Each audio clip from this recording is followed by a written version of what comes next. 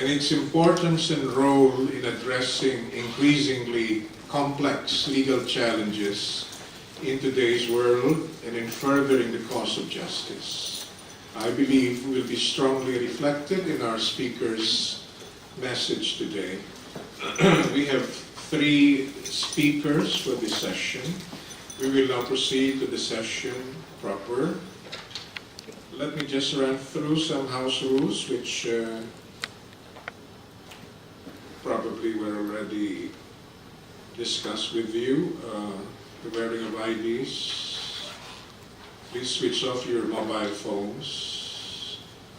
We will do away with the introduction of lecturers. The profiles of the lecturers are included in your kits. Time allotment. The speakers are given 15 minutes for their presentations. That will give us more time for the open forum. May I now call on Ms. Hadiza Santali Syed, Senior Research Fellow, National Judicial Institute, Nigeria, to deliver a presentation on emerging challenge in judicial education, Nigeria in focus. Ms. Syed.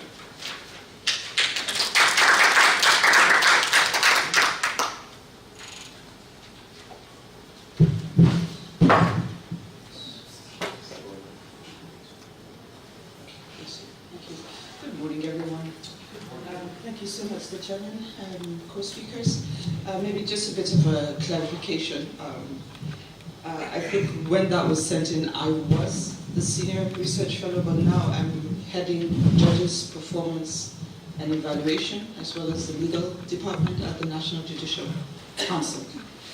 I've been given a wonderful opportunity to discuss the emerging challenges. As the chairman said, I was kind of wondering why they left the challenges at the end and had the solutions all the way in the beginning. But I figured they wanted to make our job less tedious, so I think that's fantastic.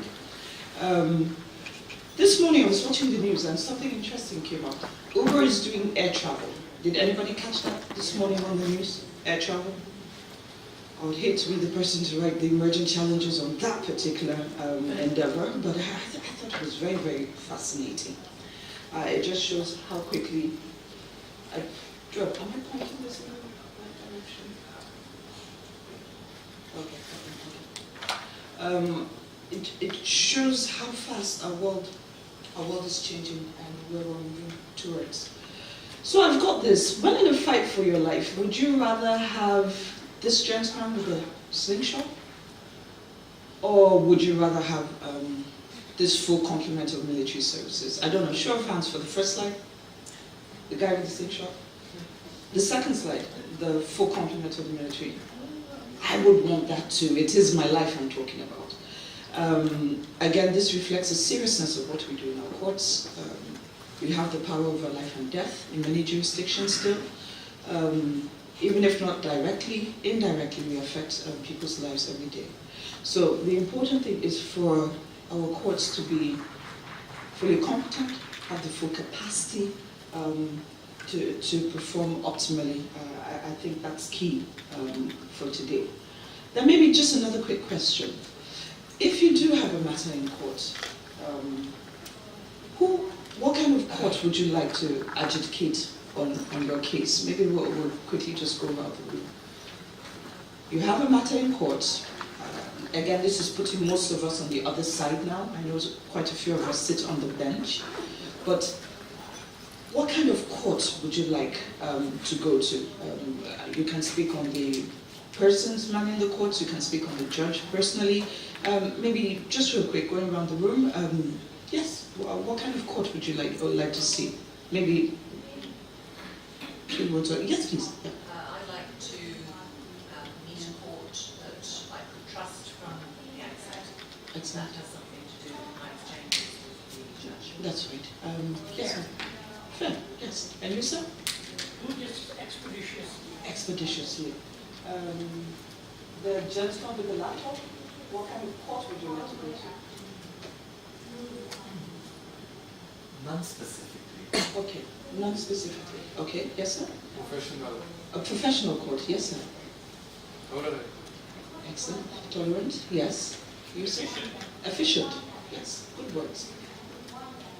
Yes, madam. I'd like to go to a family. A family court, very well. Yes. Next to you? Okay, all right, very well. All right, maybe moving forward. Yes, madam? I would value trust. Trust, exactly. That seems to be a recurring theme. Yes, sir? People are the first priority. Excellent, good. And yes, madam? A court that has a good reputation. Very well. Yes. Yes, sir? Unbiased. Unbiased. Very well, sir. Gentleman sitting next to you? I came late. What is the question? There you go. Very well. Yes, madam? A court where treated with respect. With respect, that's right. Yes, sir. I understood the question. Okay, that's fine. Yes. Yes, madam. And you? Sorry, just to catch up, it's basically what kind of court would you like to go to? In one word or a few more? Yes? Yes, madam. Yes. Both fair and efficient. Fair and efficient, very well. Yes. Where the procedures are very easy to understand. Okay, very well. Confident of having fair trial. Excellent, a fair trial, yes. About tech savvy court. A tech-savvy court, ooh, that's an interesting answer. Well, again, very, very divergent views, but I think generally distilling it, we all want a court that is fair, competent, you can trust, tech-savvy, but all of these require capacity.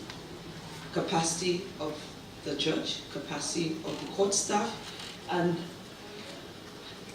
again, what are the challenges we have towards meeting that capacity?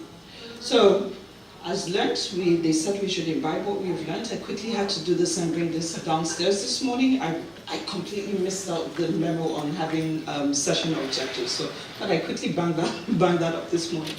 So hopefully, at the end of this session, we'll be able to identify and examine potential emerging challenges in judicial education, proffer pragmatic solutions on how to address these challenges, and maybe further generate discussion on how we can improve our respective and collective judicial institutions. I really love this quote I found. Lawyers do not become good judges by the wave of a magic wand, not even the best lawyers. And I think that is so true. As much as we'd like to, it's not possible, is it? It's not a Disney movie, as much as some of us love those.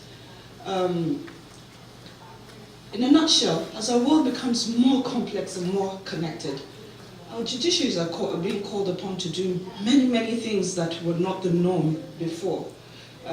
We no longer have those insulated traditional roles. We're expected to be much more, both the court staff and the judge as well.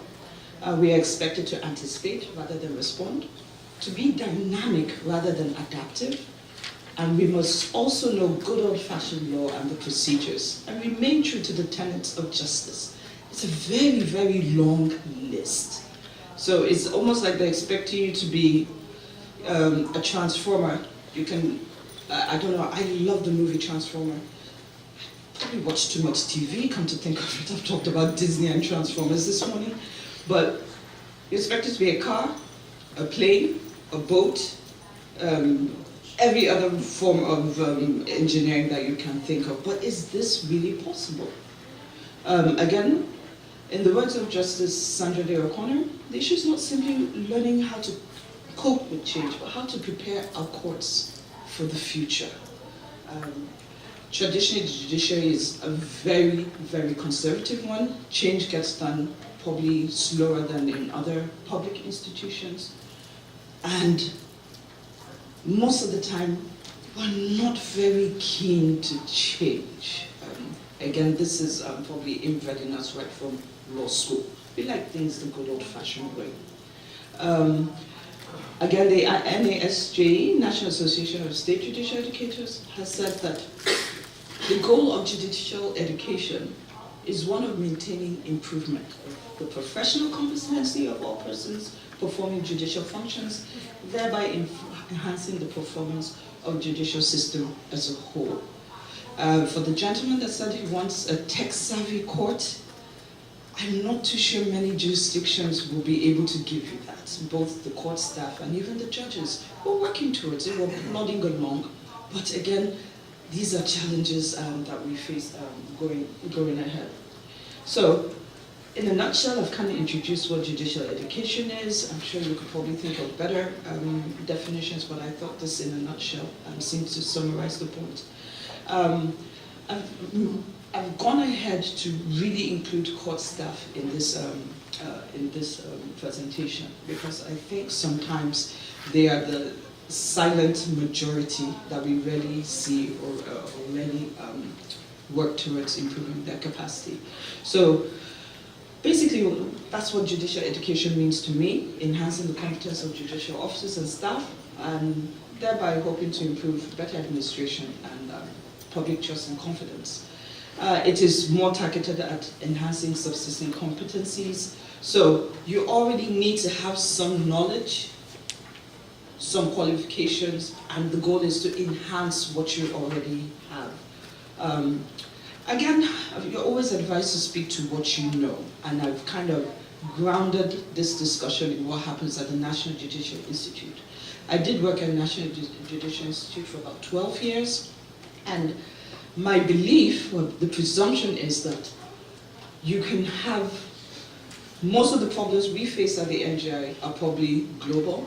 You probably have your peculiarities, but there are a couple, I think, that speak to all. On a typical day at the NJI, you would have this number of people attending a program, sometimes more. We have had upwards of 1,000 participants. So yesterday it was kind of interesting for me to hear the presenters talking about a big class, a big room. I was just like, they have no idea. So imagine trying to do a breakout group with this, or role play, you know. It can be done, but you would have to be very creative and very ingenious. This is a challenge, I think, to judicial education, just the sheer numbers and trying to get everybody in that direction. According to Jared, we only have about 25% of court staff that have access to continuing judicial education every year. With greatest respect, for my jurisdiction, I think it's much less. You have court staff that will go through their entire careers and never attend a judicial education program. Probably different in some other jurisdictions, but probably also shared by others as well. So again, we also have the challenge of the relevance of the curriculum that we teach. Because the methodology, we're hearing androgyny, pedagogy, these are all adult education learning terms that we're really, really starting to imbibe, but maybe not fully so in quite a few jurisdictions. So even where you have the expertise on the bench, now judges are required to be managerial as well. So it's not just knowing the law that is sufficient, you have to be able to manage your courts as well. So again, the training required for this, how many of our judges can cope with all that is required of them? And then, is it innovative enough? Again, I love the suggestion of having a tech-savvy court, but how many of us really would be very, very comfortable sitting in a class discussing IT? I don't know, I find it very, very difficult. I'm sure a lot of you are probably better experienced, but it is a bit difficult to imbibe all of this as well. And again, these are challenges that we face moving forward. Is it contemporaneous enough? We had a situation at the MJI. We've had a bit of a problem with insurgency in Nigeria, as you're probably aware. Prior to 2010, we never had an anti-terrorism workshop. I believe the first national conference was in 2014, which is it's very interesting. So again, this gives an example of probably a lack of innovation, of moving with the times. I think that is a big challenge in some of our programs. I really love this cartoon. It says we were ahead of the curve, and then the curve ran right into us. What does that mean exactly? You think you're doing so well, and you have gone so far forward, and you realize that the curve just went around and ran back and hit you right in the back. So, in the end of the day, well, to me, that kind of implies that we're going around in circles, you know. So, without training, I'm sure some of you will probably have that experience as well. Are we just running around in circles? I think that's a major challenge to judicial education. For me, the important aspect of this would be faculty, staff, and funding when trying to keep ahead of the curve with judicial education. So real quick, greater collaboration, increased research. These are my suggestions for going forward. As I said, my job has been made a whole lot easier since it's coming on the last day. Increased finance for judicial education. I think finance is a very, very interesting thing, the funding. To me, it's like rain. It can be inconsistent. It can come in heavy torrents when you don't even need it. Has anybody ever experienced a situation where you're getting all this funding and you really don't need it at that time? I don't know if any jurisdiction has faced that kind of situation. Or it could be non-existent. So I think those are also challenges for judicial education and planning effectively. Then again, I think learning tools and methodology, use of technology, distance learning, and even measuring training effectiveness. It's not just a matter of having that evaluation form sent around at the end of a training, but how do we measure true effectiveness? Are they using some of what they've been taught when they go back to work? How do you measure that? And I think those are some of the discussions we had yesterday as well. So in my conclusion, I think for me the bullseye is funding. But I think on the greater scale is train the trainer. We had a lot of discussion on training the trainer through the past few days. But it's not as easy as we think. We are being asked to have judge-led training. How many of them have the time to come out, train for a week or 2 weeks, still keep up with their performance in courts? It is a bit of a struggle, even getting the judges or the court staff to attend courses or even to serve as resource persons. Having a proactive curriculum. A lot of us are not trained educators. By default, we kind of just fell into training for quite a few of us. So maybe we don't even have that background. We kind of just muddle through and just keep our fingers crossed and hope for the best. Decentralization of training. For us in Nigeria, we run a very centralized system. Is that the best? Should we really be strengthening training at the state level? I think those are ideas or those are issues that in my country we face, probably the same for you. And then consistent and beneficial training. Do we do it often? Do they find what we say useful? Not just what we say, how we are conveying the message. I think we've had a great deal of fun in some of the other sessions where some of the techniques of improving our judicial education transference, I think those are key issues that we probably have to look at going forward. I did promise the chairman I would keep to 15 minutes, and I hope I have fulfilled that promise. Thank you.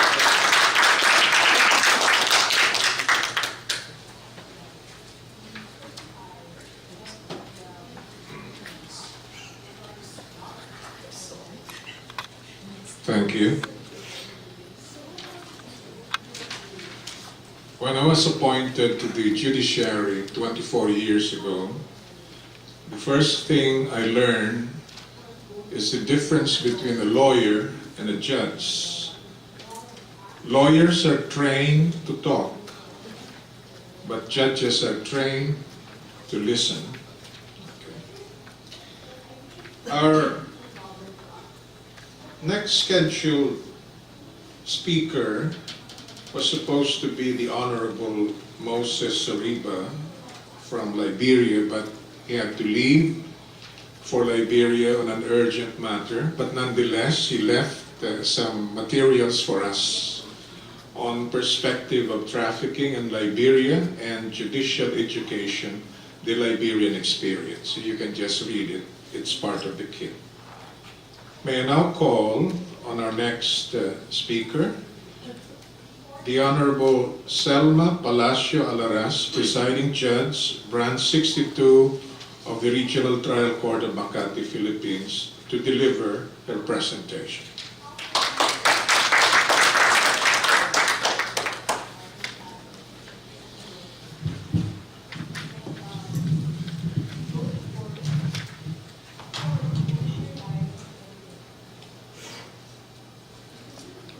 I was too conscious of the time, so I made it a point that my presentation will be short, but it will definitely be sweet.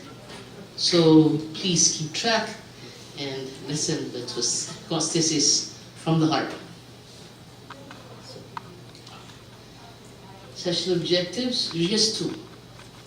How to seek funding for judicial education and training judges. The dilemma of seeking funding for judicial education and judicial independence in the Philippine setting. The judiciary remains the weakest link in a democratic society, where the executive, the power, and the legislature, the purse, reign supreme. Deprived of political mandate, the judiciary is often seen susceptible to intimidation in various modes and degrees of coercion from its own stakeholders. I must say, pressure is much too moderate a word to describe its quandary. Despite this situation, the judiciary roars the loudest in proclaiming its independence and stands the proudest in pronouncing its adherence. However, to maintain judicial independence amidst the challenges it parries is a constant battle. Nowhere is it most felt than in my beloved country, the Philippines. That the judiciary stands as a co-equal branch of the government should logically entitle them to an equal share of the budget. How much budget do you get in your judiciary? Yeah. In actuality, the Philippine judiciary receives so much less than 1% of the Philippine budget.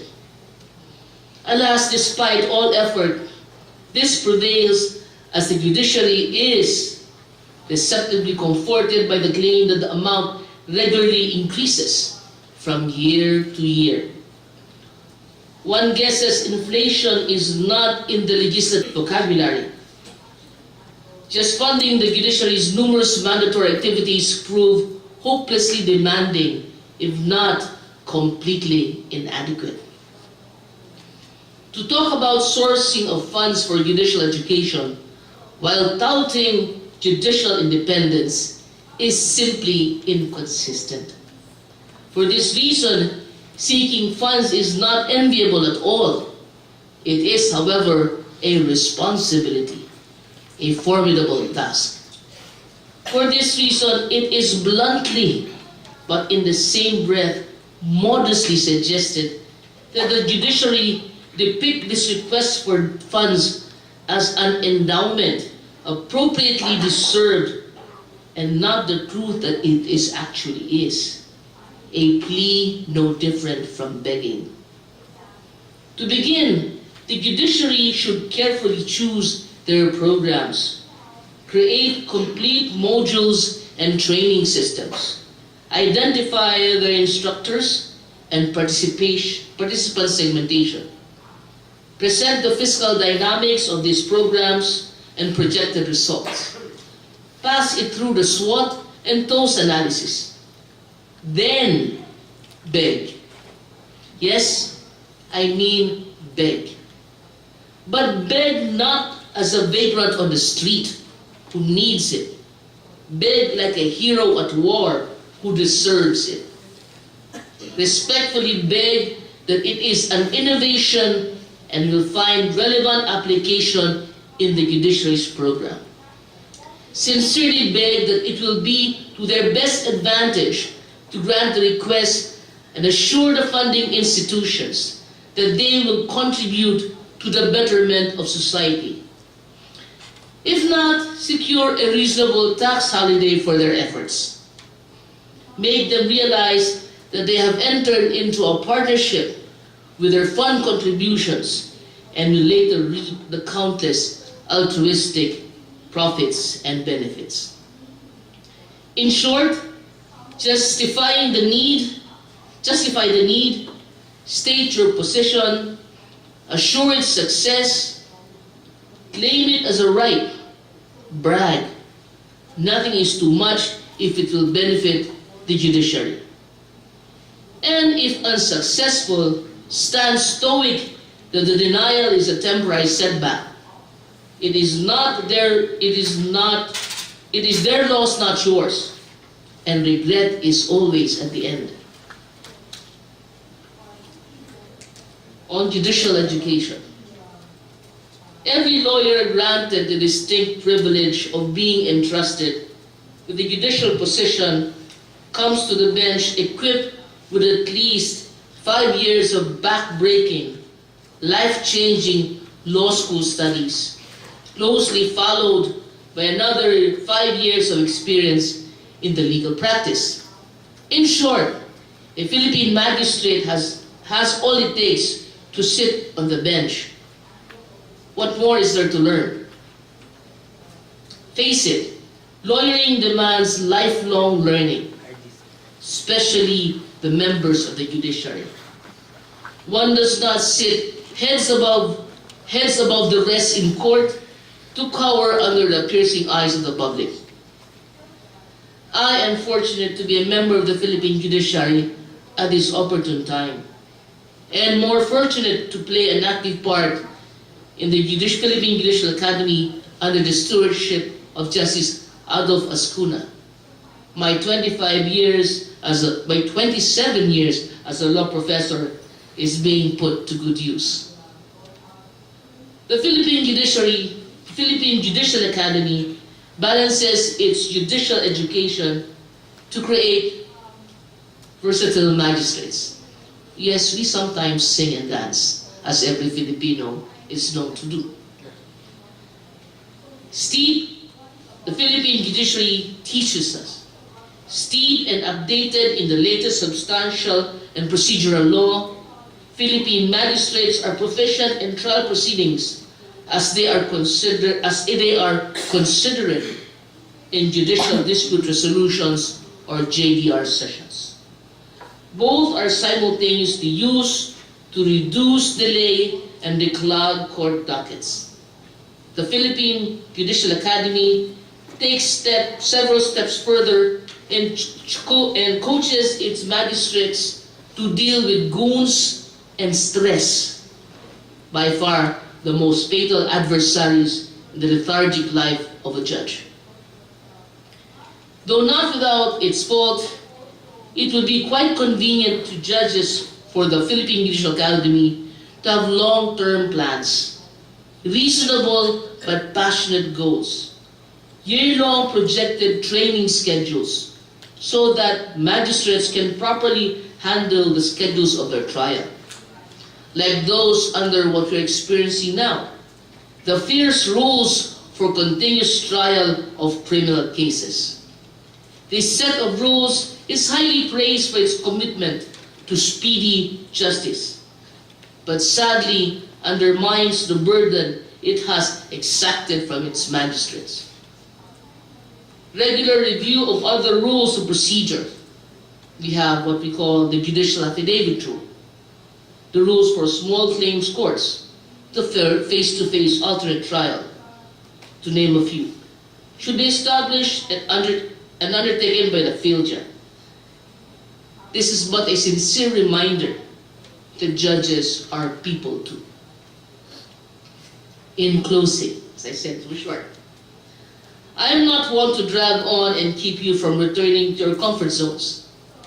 Let everyone who has been present and experienced IOJT, the Philippine episode since day one, be reminded of the monologue of Jacques in Shakespeare's As You Like It.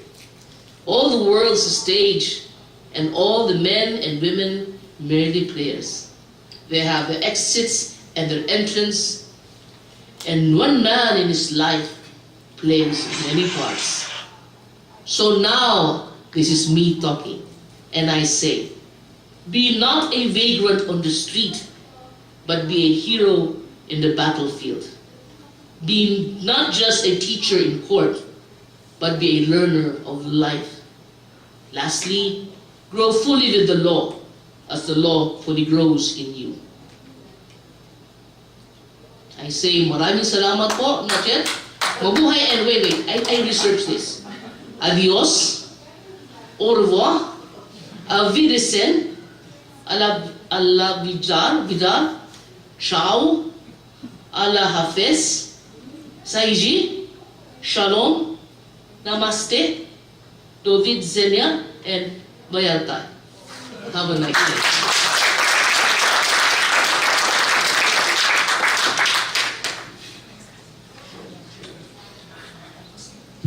Thank you, Judge Salares. As a rejoinder to the presentation of the Honorable Judge, notwithstanding that the judiciary receives a minuscule share in the budget, we still continue to produce good quality judges in the Philippines. The next speaker will discuss the topic Emerging Challenges in Judicial Education, Preparing for the Shifts in Learning Methods of the Next Generation of Judges. May I present to you, ladies and gentlemen, Attorney Maria Luisa Isabel Rosales, lecturer from the Ateneo de Manila University, Philippines.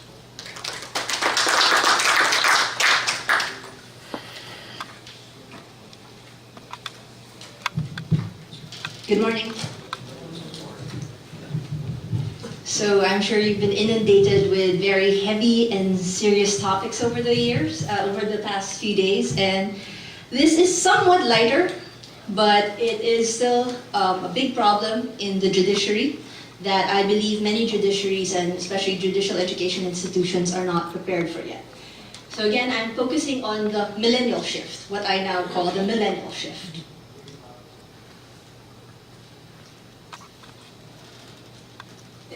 Okay, so this session, I will try to unearth the tension between the stoic institutions of the judiciary and the needs of the millennials. And actually, it's not just millennials based on the age, but it's a millennial attitude that might have affected other generations as well. So again, I'm going to be trying to surface the impact of millennials entering the judiciary and try to spark a discussion amongst judicial educators and judges on how these shifting attitudes might be accommodated in such a rigid institution such as the judiciary. So again, the judiciary. Over the past few days, you've heard about different kinds of emerging challenges, but these are hard challenges, topical challenges. You've heard about the coming of cyber technology and how it's affecting the cases before many judges. You've heard about terrorism. You've heard about biotechnology. All of the judiciaries across the world have been focusing on how the judiciary can tackle these topics given our archaic tools and the laws in existence. However, what we have not accounted for is as the baby boomers are entering and exiting, the Gen Xers are entering and exiting with the traditional modes, we have yet to prepare for the Gen Yers, the millennials. So not only do we have to prepare for them coming in, as you will see in their attitudes later, you also have to prepare for their quick exit. So some things that we have to take note of. Over the past few decades, various levels of education have been making adjustments to their pedagogy in order to accommodate the millennials. In the early 90s, we had early education, preschools, nurseries, who discovered that the usual methods were not sufficient in order to teach these 5-year-olds, 6-year-olds, and they had to adopt. Then you had high schoolers, then eventually you had universities and colleges who also had to adjust to the coming in of millennials. And while some might have just used technology, as bigger studies and deeper studies have gone into the attitudes of millennials, we've noted that technology, as we discuss later on, is not enough to address these attitudes. In fact, when millennials started entering the workforce as of 2013, 77% of the CEOs have had to change their management styles. These are in MNCs, in the largest corporations in the world, in the biggest and most famous CEOs. They've had to adjust for the millennials entering the workforce. So now what I'm saying, it is time for judicial education to adjust as well, and judiciaries to prepare. So with the Philippines as an example, Justice Escuna, Chancellor Escuna has mentioned the PhilJust style, the typical methods that they've been using, as I'm guessing is a typical method used all across the world: lectures, workshops, panel discussions, demo trials, moot courts, even something that's considered innovative as role-playing. All of these actually still aren't enough, unfortunately. Even with PhilJust undertaking a complete curriculum review of a 20-year-old curriculum, even that is not enough. The crux of the matter is that with millennials, in order to gain the commitment necessary to enter, which again, for a judge, it's usually a lifelong profession. I think many generations take it for granted, the older generation take it for granted and think that, okay, since all of us, we know when we enter the judiciary, for many of it, it's your last job ever. It is a lifelong commitment. But to get the same kind of commitment from millennials, there is a necessity to transform the core dynamics of an organization. How do you transform core dynamics of an organization that is as rigid as the judiciary? Many of us, our procedures, our processes, and our structure are based on our constitution. You can't just go, okay, like a CEO, let's have gigantic balls in the middle of the courtroom and let's have some sort of freewheeling conversation. You can't do that. We have procedures, we have laws.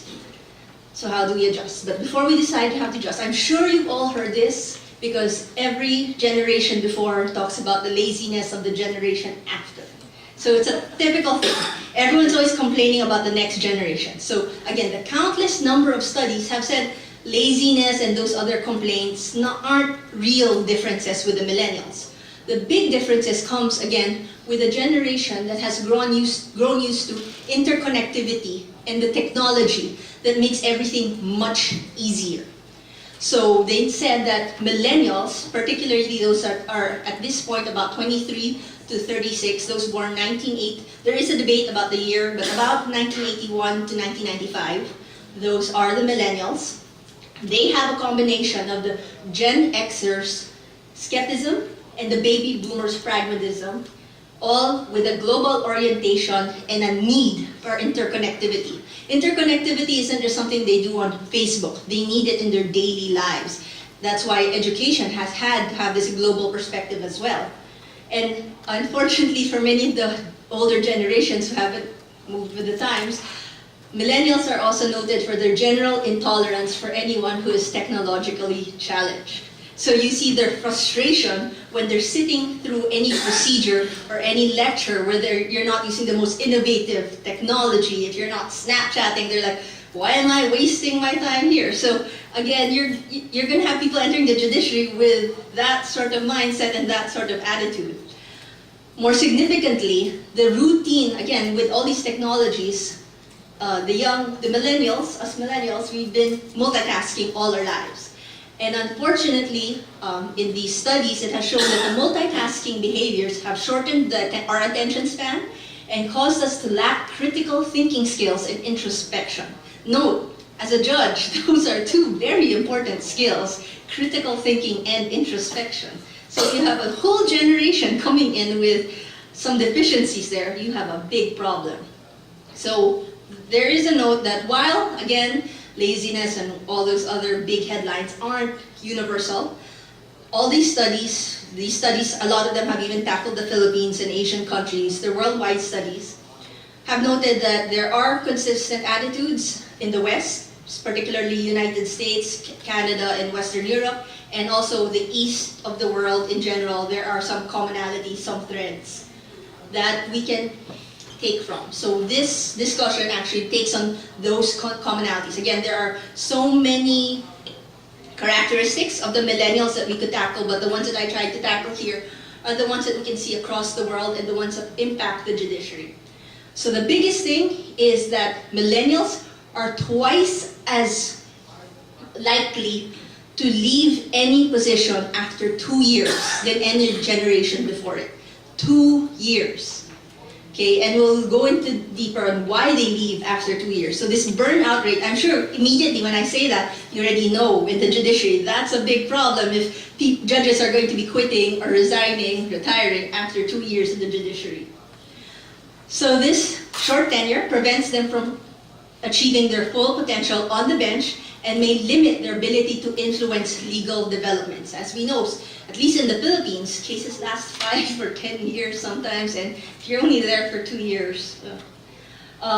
Also, many studies have shown, particularly in the Cambridge Handbook of Expertise and Expert Performance, to have any sort of expertise in any topic requires deliberate practice for at least 10 years. So this is with critical thinking and entering any profession or any day-to-day job with knowing today I'm doing this because I need to get better at that. So 10 years of deliberate practice is necessary. And if we look across the world in some key areas where you could get data, the trend now, these are for Gen Xers, baby boomers, people currently in the judiciary until, I believe this is up to 2013. You have people in the States who are on average entering the judiciary at the age 50 and staying until they're about 66. In India, 59 to 62. In Australia, they enter at 54, they leave at 70. In Japan, which is actually has one of the longest tenures, you have them entering very young, 25 or their late 20s, and staying until their mandatory retirement of 65. So they have a 30 to 40 year tenure. So even in the Philippines, you have a trend of most judges entering, we have a lot of very young judges, especially recently, who enter after, we become eligible after your 4 years of undergrad, 4 years of law school, your 1 year of bar, and your 5 years of practice, then you're eligible for the entry-level courts. And so you're entering at about when you're 30 years old, at the earliest. But most people wait until they're maybe 10 years into practice. So you have them entering late 30s to early 40s. And you have them staying there for life. At least that was the trend in the previous generations. But now, with millennials looking for different things in their life, in this graph, you'll track the priorities of the different generations and what they're looking for in their careers and what makes them stick around. With millennials looking for different things, you find that it's a theory, since not that many millennials have entered the judiciary. I have a theory that they won't be sticking around for very long. They will not reach their full potential. So again, since again they're looking for their purpose, they crave feedback, and they want robust personal lives outside of work. So how does the judiciary account for this? I have to move a little faster, sorry.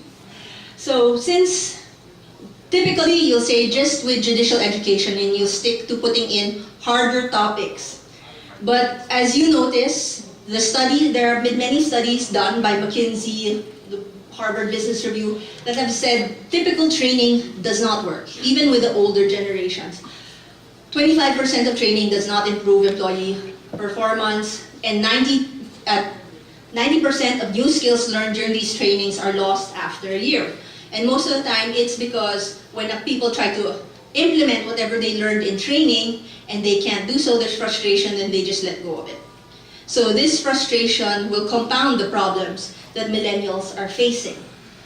And as we note already, millennials don't want to go into government. It is their least preferred option in careers because they find it difficult to find the purpose, work-life balance, and everything else that they're looking for in government. So in the older generations, the solution to retaining judges was to increase their paychecks. They felt older generations just wanted stability in work, they'd find purpose themselves, and if you increase the paycheck enough, then they'll stay around. So that has always been the prevailing thought. Let's lobby for money to give to the judges. But even larger paychecks in these multinational corporations is not enough to keep millennials around. Onboarding requires a different kind of coddling, unfortunately. There's a need to make millennials feel more secure in the workspace. So again, another typical solution is the pervasive use of technology. but that is not enough. What is needed is one key ways that you can tackle it is earlier and evolving mentorship.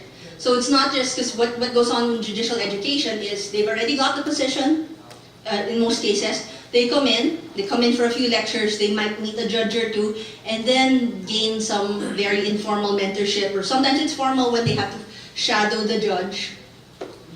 But again, that isn't enough, because as the millennial develops, as they gain certain expertise, they need a new kind of mentorship to bring them into a new level of expertise. So this is one concrete example. Dean Candelaria mentioned yesterday that we developed a course called the Judicial Mind here in the Philippines in Ateneo in 2012. So this course has been going on for about 5 years, and it has been replicated in a school, in one more university, and was actually presented to all the law schools in 2013. And I just wanted to bring you through our experience with the Judicial Mind and how we're trying to start earlier in connecting with millennials in preparation for their, hopefully, entry into the judiciary. So this is a class. Those 2 years, we brought them all around. So, key features of the course. As you saw, small class size. To help them figure out purpose in the judiciary, you really have to make real connections with the students. Large conferences, large trainings will not suffice. They need to really feel a spark. They need to have inspiration. Another thing is guest speakers. Just having academics that don't really have an experience in the judiciary, or maybe have just read a lot of research in the judiciary, is not enough. They need to be able to see, they need to be able to hear people who have gone through it all.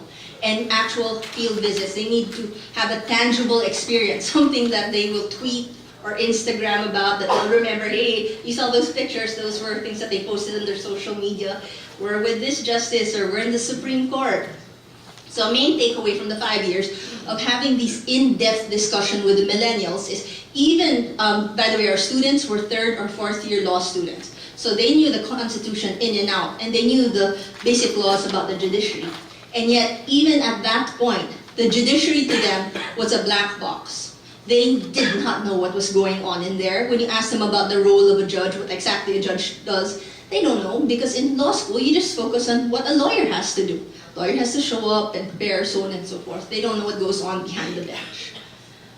And there is a need to directly engage them. Our common exercise at the beginning of the semester, we ask them, why are you here? A lot of them say, oh, there were no other classes available. Or some will say they were genuinely curious. Then we ask them about, do they even consider the judiciary? Some consider it just for the prestige. They want to be called judge or justice, but none have a concrete idea or a career path towards the judiciary.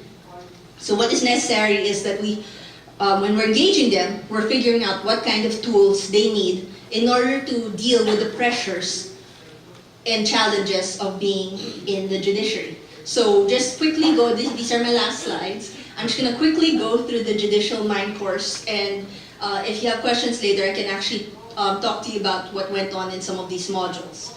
So we go through the basics, evolution of the Philippine courts, and the principles, but one of the most interesting modules is actually the role and identity of the judge. This is when so many debates come up on what exactly are the limits or the scope of what a judge should or can do. Then the Judicial Bar Council, perspectives and approaches to judging. This is where Dean Candelaria often talks about whether you take in an emotional perspective as well, or you just stick to the hard law. Then we even tackle the bench and its controversies, headlines and scandals, because we want them to have a complete picture of what it means to be a judge. And we sometimes invite people who were the center of those scandals into the classroom to talk to them about it. Typical topic of court management, conducting a trial, decision writing, fact pattern analysis, then all the levels of courts, judicial reform, and we end discussing judicial education and what they can expect to learn when they're in the court or when they're on the bench. So, in summary, the following tensions exist. These are the 3 big tensions of millennials entering into the judiciary. One is that millennials are unconvinced that excessive work demands are worth the sacrifices. But the nature of being in the judiciary is there are excessive work demands. So how do you deal with that? Then again, millennials want greater flexibility. They want flexi time. They want open workspace. But we have rigid governance structures. Our buildings in and themselves are very rigid. We have to have courtrooms. We have to have chambers for the judges. Then millennials have a very tough time coping with endless operational silos. What is a judicial procedure but an endless operational silo? Finally, they need to feel purpose and they need to see the light at the end of the tunnel. But in a country like the Philippines where promotions and appointments are political in nature, and in the States where it's through election, how do they see that clear path towards professional development? So I hope you take some of these things on when you're thinking about judicial education, and you don't just think about the hard topics, the laws, cybersecurity, biohazard. You have to think about the soft tools that you need to begin preparing within your own curricula to allow them to absorb all these hard topics. So with that, I end my presentation.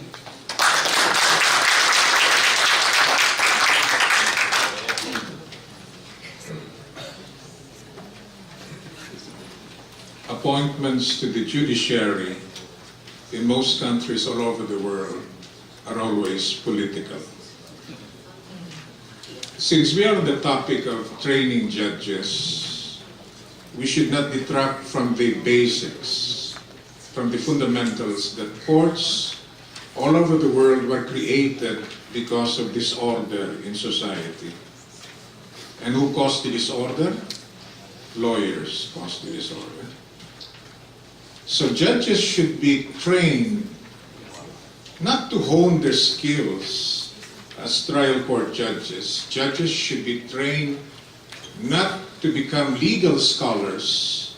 Judges should be trained not to enrich jurisprudence, but rather they should be trained to settle disputes in the community. They should be trained to put an end to litigation so that there will be order in society.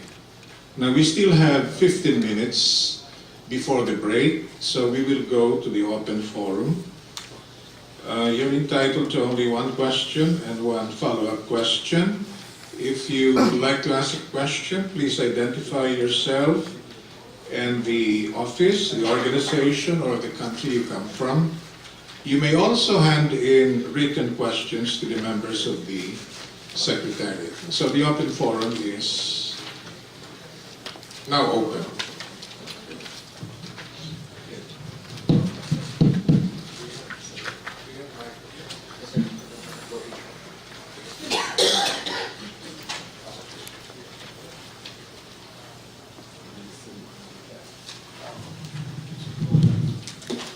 Jeff Apperson, Vice President, National Center for State Courts. I just wanted to say I speak a lot, and I would hate to have had to follow the three of you because you did great. I really enjoyed your presentations.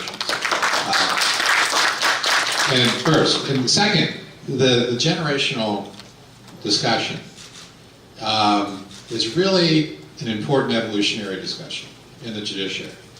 And the question is, are the courts prepared for the millennial generation?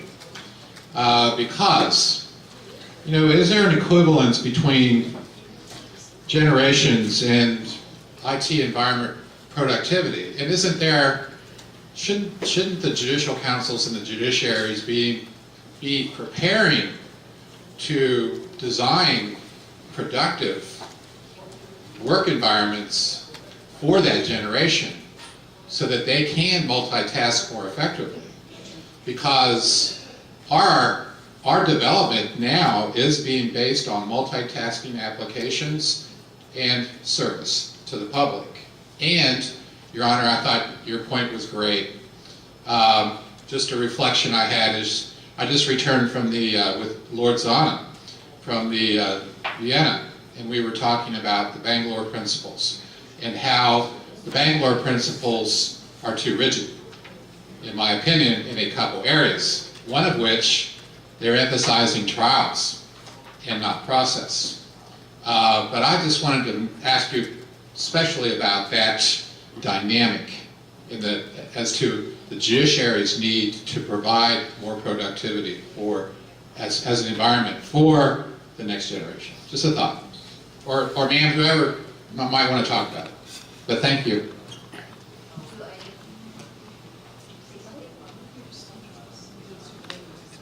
Millennials will start first. I hope I didn't give you a bad impression of my generation too much, but just a few hard-hitting realities.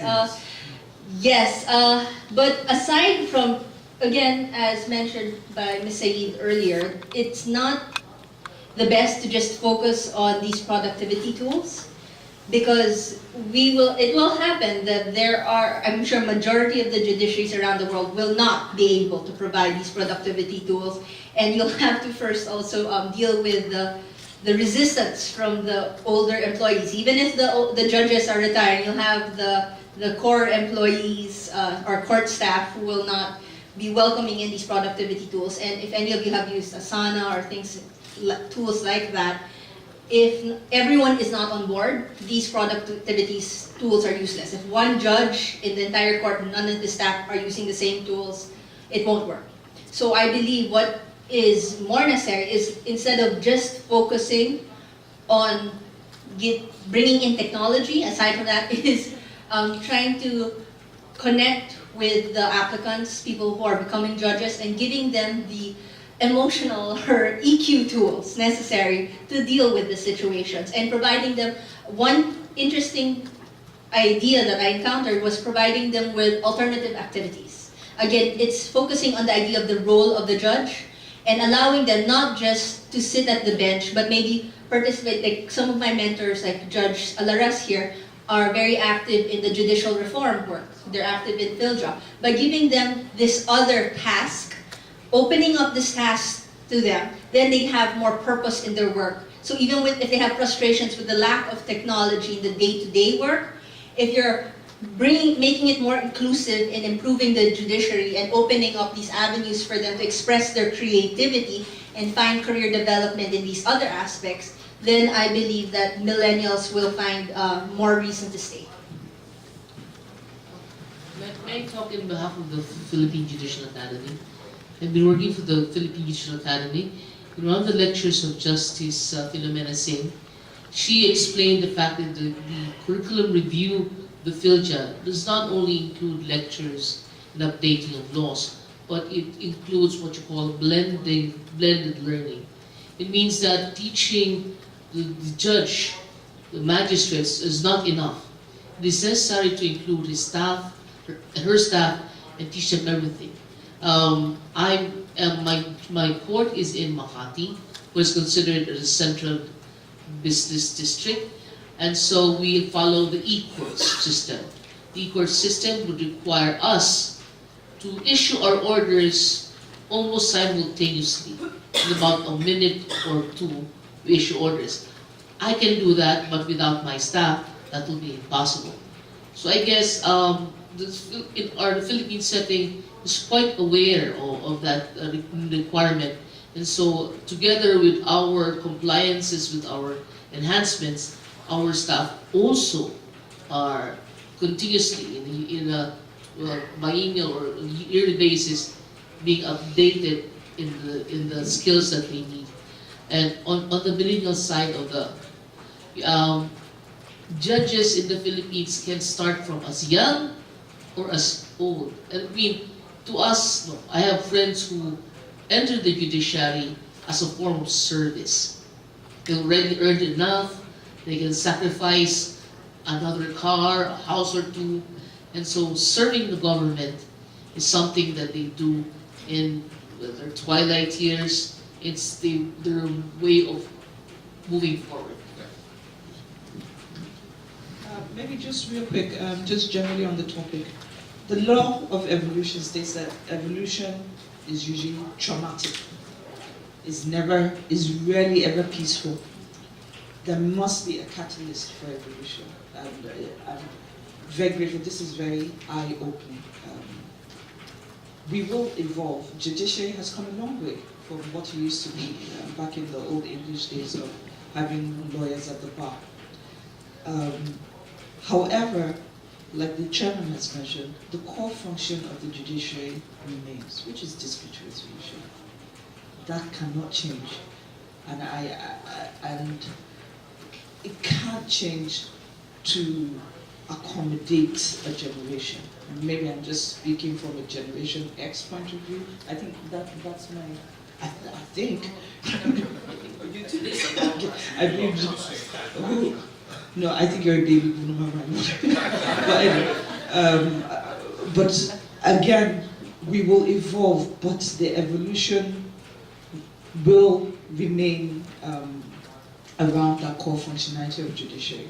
But I am interested, and I've made a note of it, maybe to do some research. What is Japan doing right? If you've got 25-year-olds willing to join the judiciary and serve for 40 years, again, the evolution has started, so maybe that might be interesting to find out what Japan is doing right in that area. Thank you.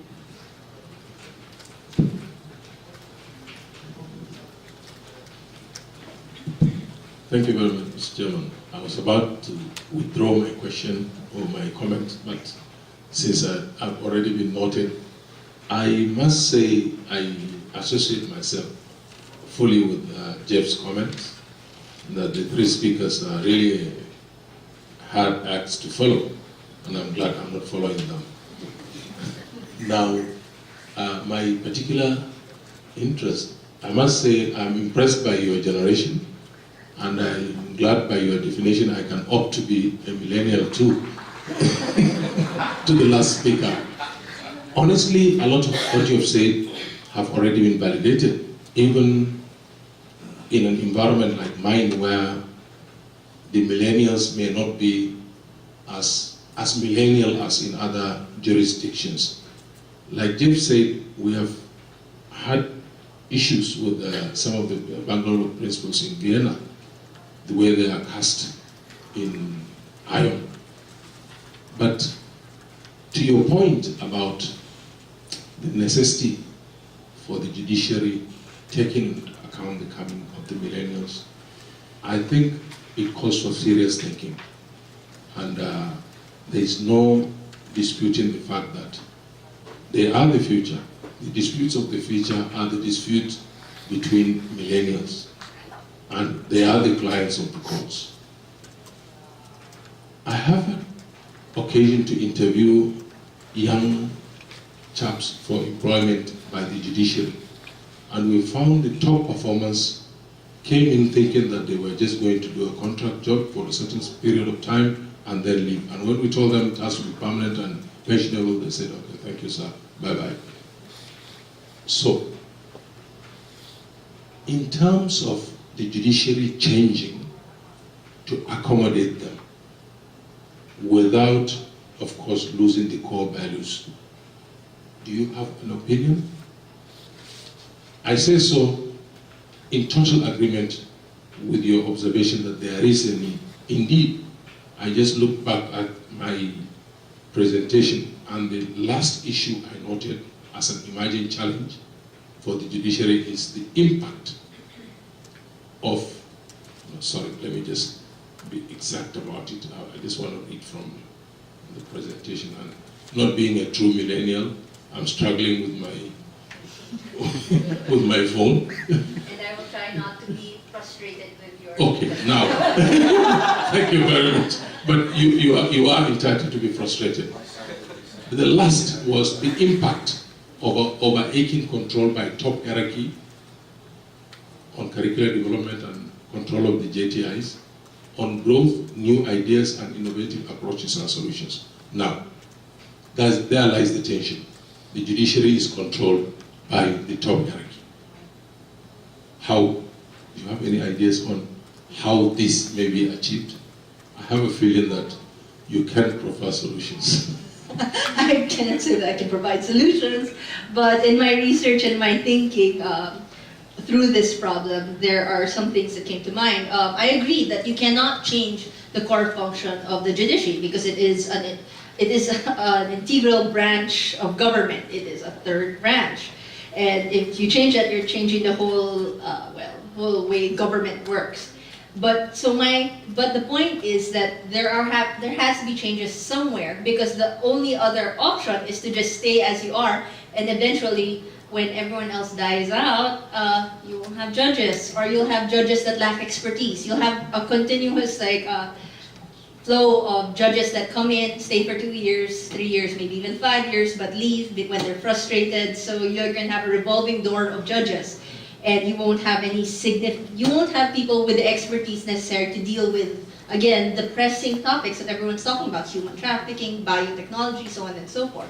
So since you can't change the core function, my thought is always, again, to look at the areas that you can change. As you mentioned when you were interviewing people to enter the judiciary, when they came in as contractors, they seemed to last longer, or they ended up figuring themselves out more than when they came in with a purpose. Because when millennials come in thinking, okay, I'm going to be a judge, they don't know what a judge is, they get frustrated, then they leave, right? Whereas if they ease into the position, then they're figuring out, hey, yes, I can handle this, this is what I like. So taking off from that, what judicial education can focus on is branching out and helping out with the onboarding procedures in the recruitment process. Judicial education should no longer start after the appointment or the commissioning of a judge.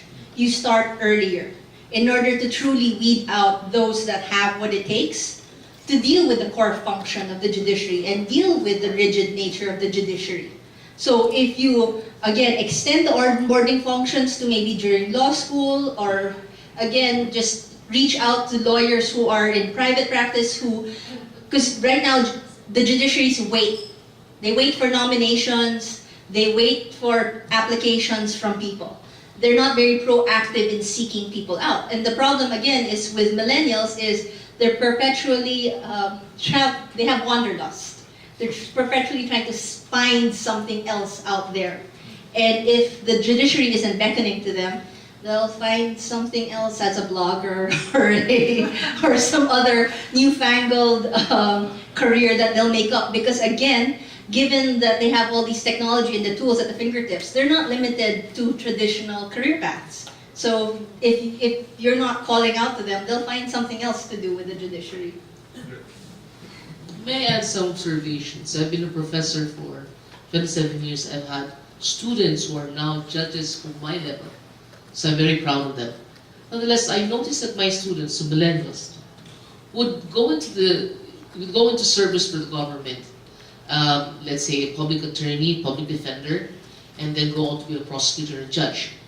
But the millennial in them remains, and what they do is they branch out to different endeavors. Like one is a prosecutor and then a baker. One is a judge and then she designs and paints. So I guess there's a different kind of millennial in every one of us, and they are able to try to focus on something else to keep them within the judiciary. I guess that makes it more, the millennials do that, and so I'm proud to be one of their mentors. Sorry, real quick. I noticed quite a few of your suggestions, Attorney Maria, is almost similar to what you have in the civil law jurisdictions, where your career path is pretty much chosen from the get-go, right from university. You're taught how to be a judge, you go through that training. So I think it's an interesting situation that probably some of the solutions we were looking for already exist. It's maybe more creative adoption in some of our own jurisdictions.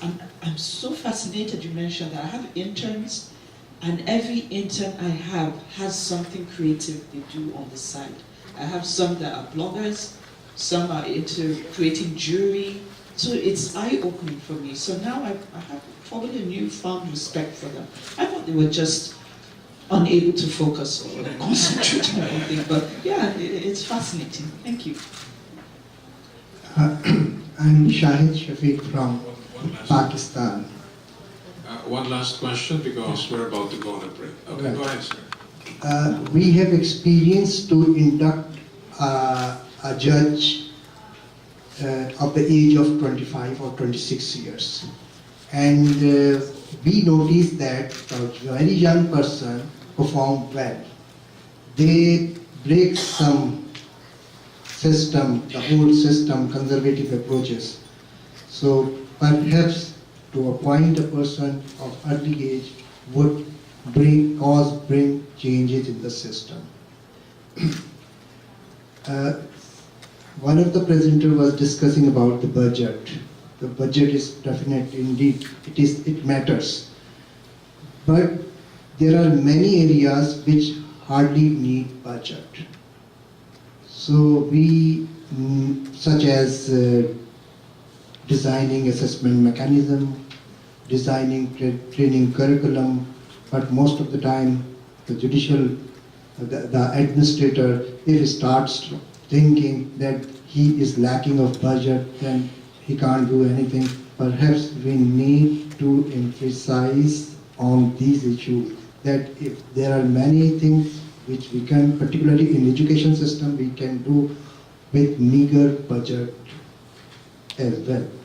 So, thank you.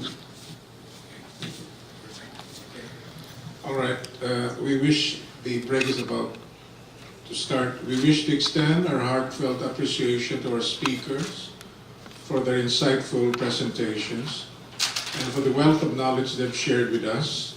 Their message cannot but encourage everyone to support efforts at judicial training and education and to attach greater significance to its value as a means of instituting judicial reform, combating crime, and serving the ends of justice. We also thank all the attendees for their kind and enthusiastic participation and for their engaging presence, which ensured the success of this session. So that concludes the session. We will have a break from 10:15 to 10:30. See you at the plenary session at Bonifacio Hall AB at 10:30. And please get your certificates of participation from the PhilJust Secretariat at the pre-function area after the closing ceremonies. Thank you very much.